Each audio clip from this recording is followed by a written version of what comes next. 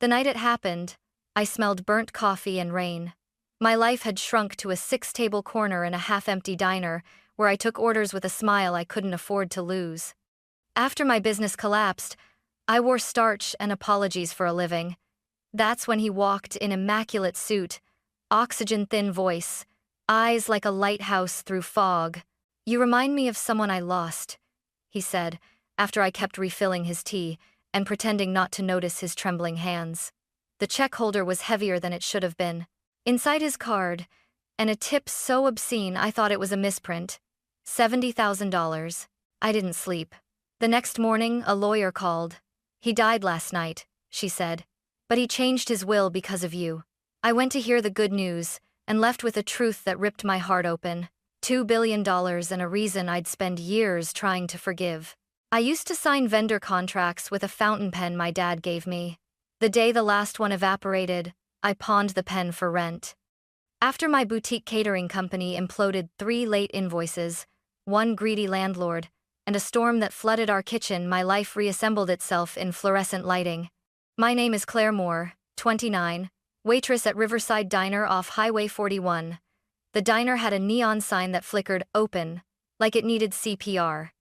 The regulars, truckers, graveyard nurses, men who wore their loneliness like a jacket paid in cash and stories. I paid in smiles, and no worries. "Table 3 wants the meatloaf, sweetheart," called Darla, the head waitress, a woman with lacquered hair and a moral code of steel. "And Claire, drink some water. You're pale as chalk." I was pale because the math wouldn't lie. Tips covered my mother's medication, and a storage unit holding the last stainless steel table from Claire & Co. Catering. I kept thinking I could resurrect the company if I just kept the table. As if steel could carry hope, I wore my failure quietly. Jason, my ex, had left when I said I wouldn't borrow from his crypto pile to relaunch. My best friend Avery, my younger sister, texted me dog videos and job listings and "you're not your balance" inspirational quotes.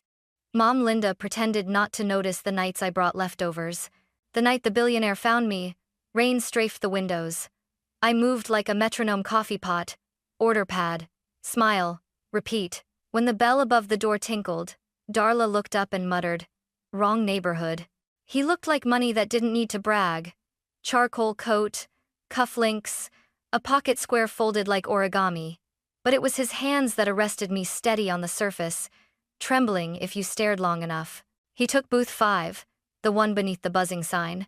I poured him hot water and dropped a tea bag like ritual. "Do you serve Earl Grey?" he asked. "We serve hot and wet," I said. "But I can pretend." He laughed, surprised, grateful, tired. "I'm Ethan Whitmore," he added, as if I might recognize the name. I didn't. I only recognized the look of someone who'd come for warmth and found witness. "You remind me of someone I lost," he said, and I swear the air inside the diner leaned in to listen. He ate like a man who had learned to make peace with small portions. Poached eggs, dry toast, tea. He asked questions no customer asked.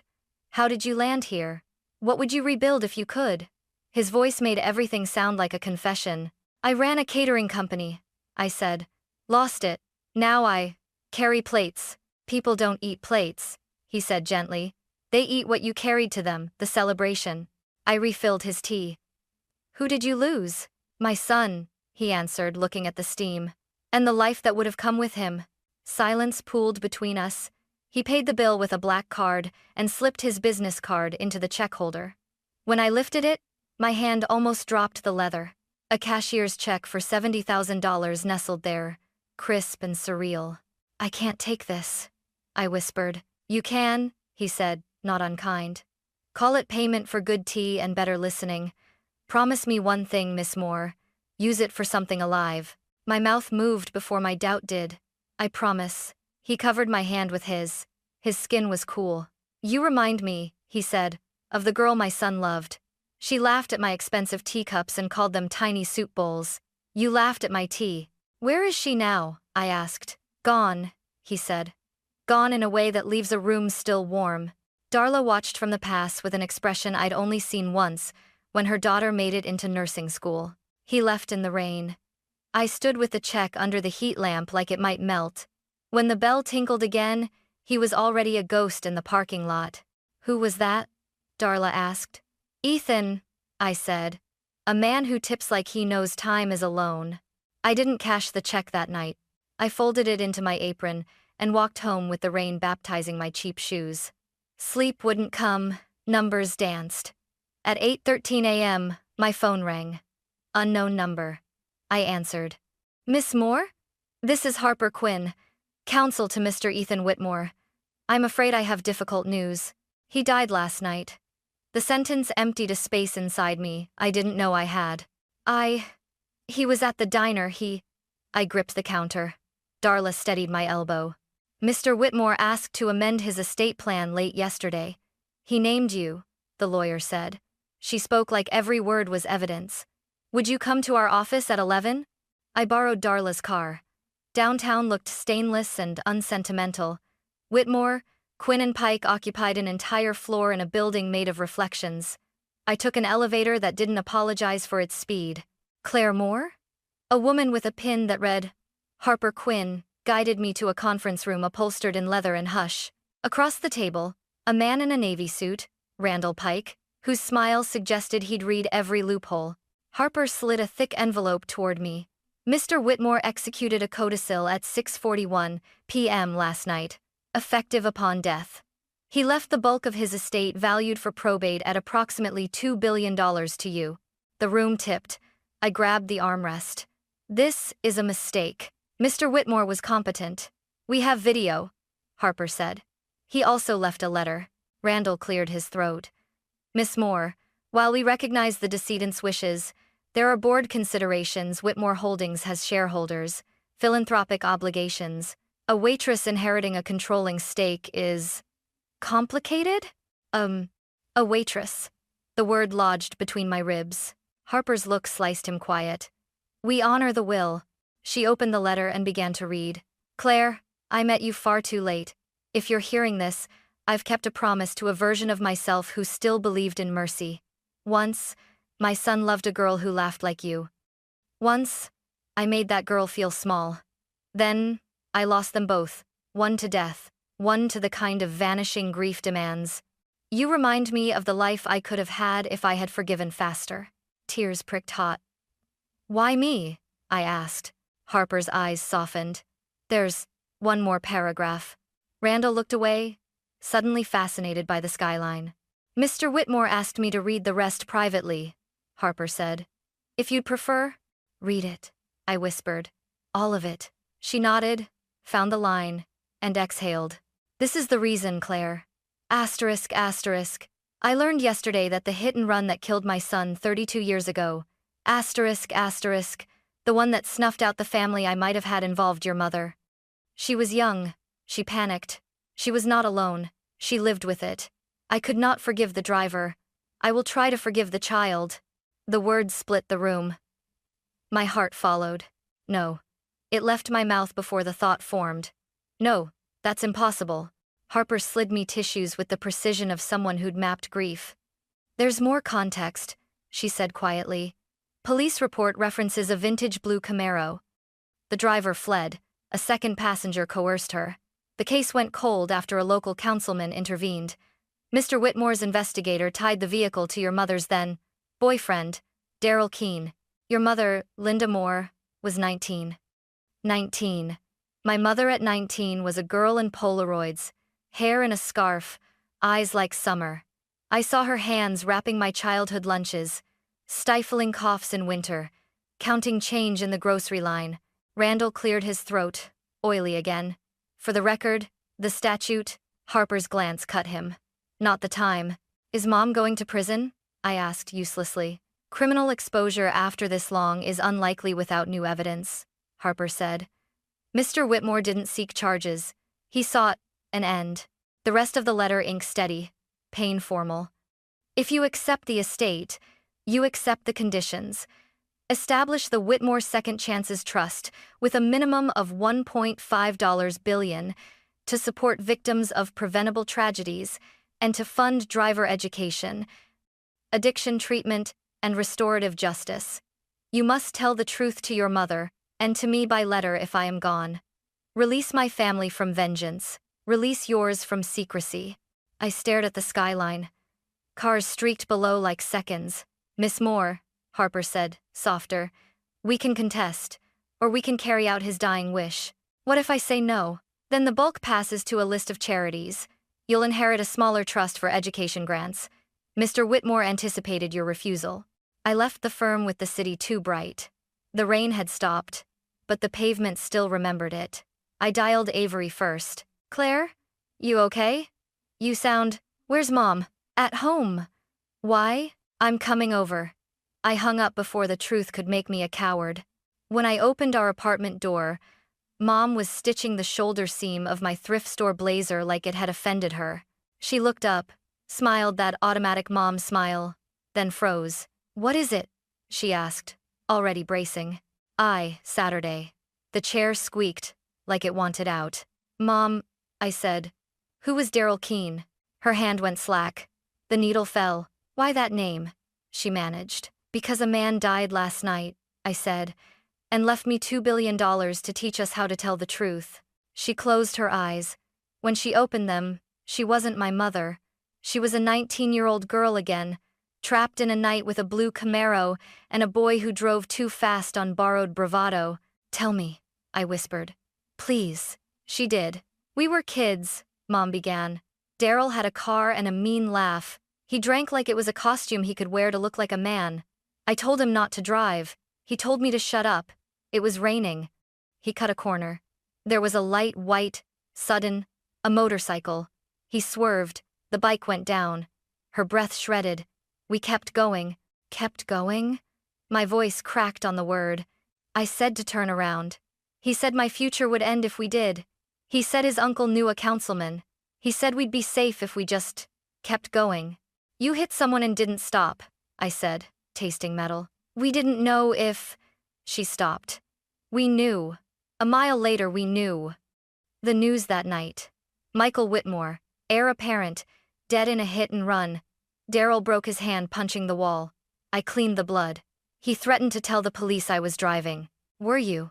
No. But I was in the car, Claire. I was there. I was the kind of coward you become when you're 19 and scared and stupid. I left Daryl a month later. I found out I was pregnant. With you. The room found a new angle. You hid this from me my whole life? I hid it from myself, Mom said. I built a new person out of work and apologies I never said out loud. I married your father.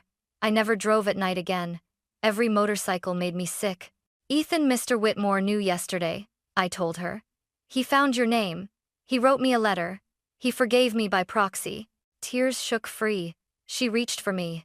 I flinched. Her hand hovered like a moth denied a light. I will turn myself in, if that's what you want, she whispered. I will tell the police everything. I don't want a courtroom, I said, voice raw. I want the truth to stop standing between us and everything else. The door flew open. Avery barreled in, hair wet from the sprint. Okay, what is happening because I can feel it in the hallway, I told her. She listened in segments, eyes on me, then Mom, then the wall like it might produce mercy. When I finished, she let out a sound that was half laugh, half sob. So, we're poor, then rich, then radioactive, she said, wiping her face. Classic Moore family plot twist. Ethan left conditions, I said. A fund, restorative justice, public truth. Mom nodded, grateful for something she could do. I'll meet his lawyer.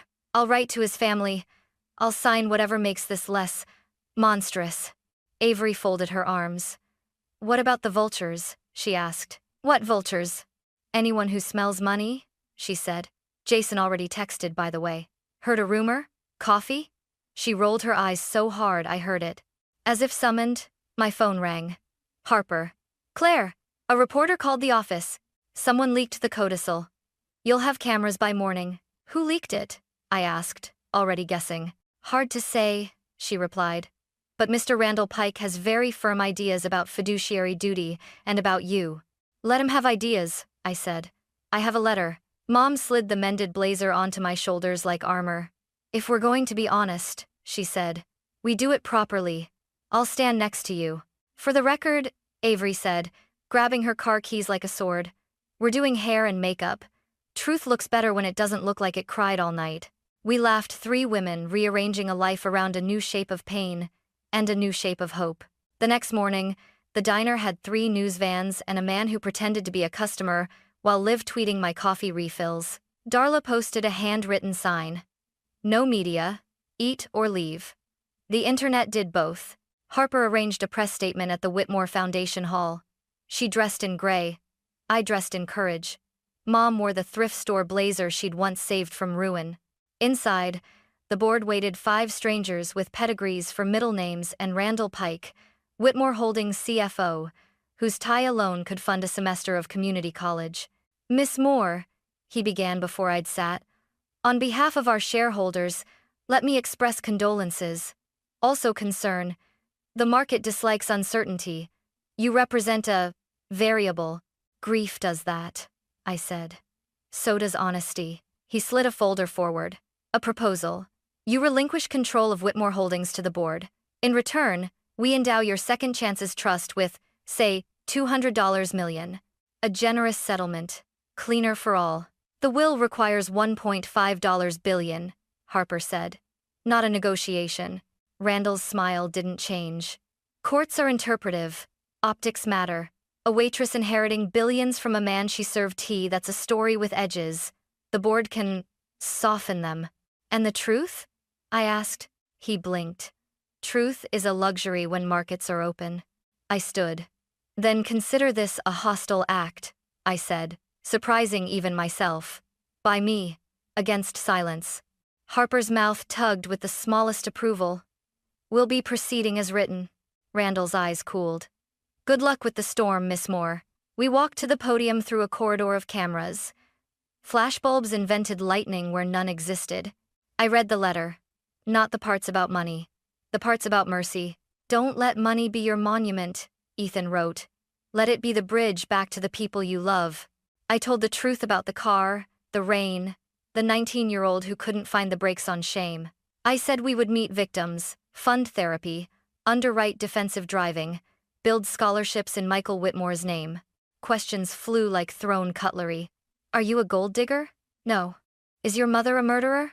She is a human being who will spend the rest of her life making amends. Will you sell the company? I will run the trust. The board will run what they already run with oversight, I said, nodding toward a camera as if it were a person who mattered. After, in the hallway, a woman stopped me, gray hair, kind mouth, a tremor in her voice. I'm Grace Park, she said. Michael and I were close, once. Thank you for saying his name. I took her hands. Help me build this right, I said. She squeezed back. I will. Randall watched from a distance, calculating. The way men do when the math finally includes a variable they can't price. The memorial filled the hall to the exit signs. Employees in black, politicians in blue, family in absence. On stage, a frame with Michael Whitmore's smile and a motorcycle helmet polished like a prayer. Harper stood at the lectern. Per Mr. Whitmore's wishes, Miss Claire Moore will speak. I walked like a person who'd been handed a life too big for her pockets. 32 years ago, I began. A terrible thing happened in the rain. It stole a son and scattered a future. I can't return what was taken, but I can tell you what I will do with what was given. I told them about the Whitmore Second Chances Trust, $1.5 billion minimum, independent board with victims represented, Grace Park as co-chair, scholarships for first responders, therapy grants, driver training, a restorative justice program where offenders face those they harmed if the harmed consent. Randall stepped up to a second microphone. Shareholders have a right to know whether Miss Moore intends to destabilize. I intend to humanize, I said, turning to him. Profit without conscience is a vandalism of meaning. I won't be party to it. A murmur. A living thing moved through the crowd. From the second row, a man in his 50s stood. I lost my wife in a hit and run, he said, voice steady. If this fund means fewer of us stand up to say that, then I don't care who inherited what. Randall recalculated. And Saturday. Harper handed me a small envelope, Ethan's final note, sealed for the memorial. Claire, if the room is full, some came for me and some came to see if you'd fail. Remember this. The thing you carry is not money. It's permission for people to forgive themselves, for truth to walk in daylight, for grief to make something that wasn't there before. When my son died, I could not forgive.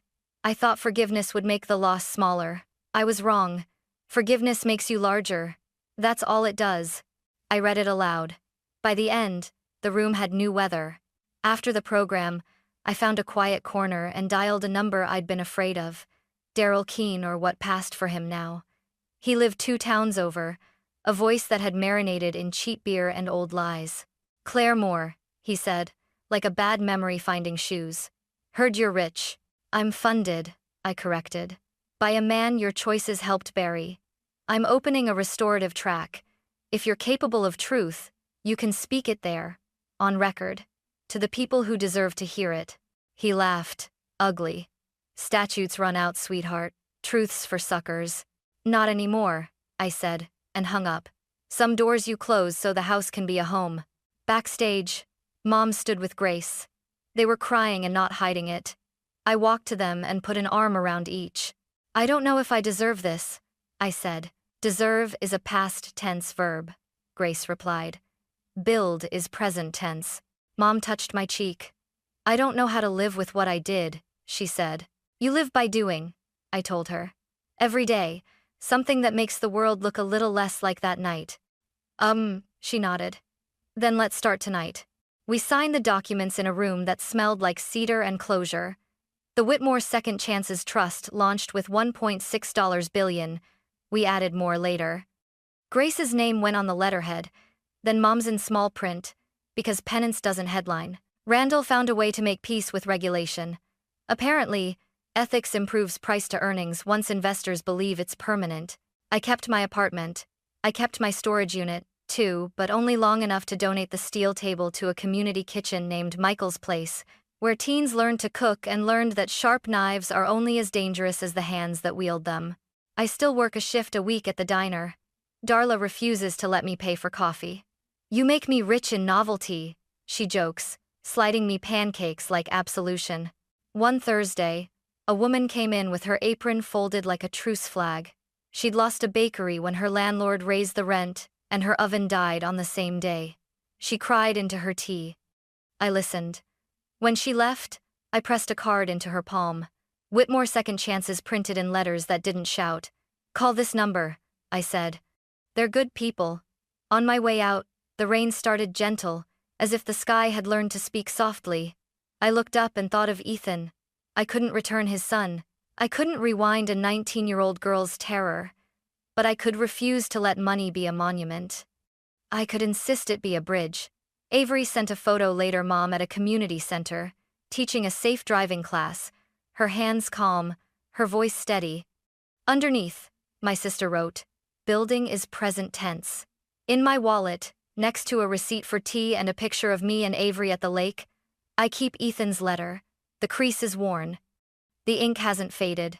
Forgiveness hasn't made the loss smaller. It has made us larger. Big enough to carry the weight properly. Big enough to give it away.